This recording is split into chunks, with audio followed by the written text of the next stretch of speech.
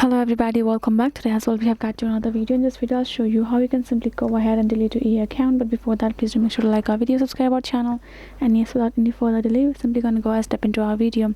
For the matter, the first thing would be simply for you to access a particular help.ea.com on your browser, like I have done so.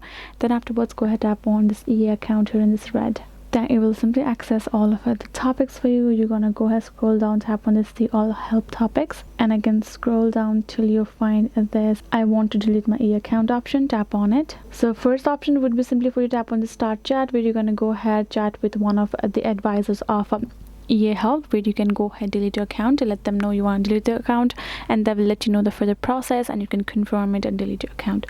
Other would be simply tap on this read more option, and here in this section as well, you can see if you scroll down, it is regarding delete your account.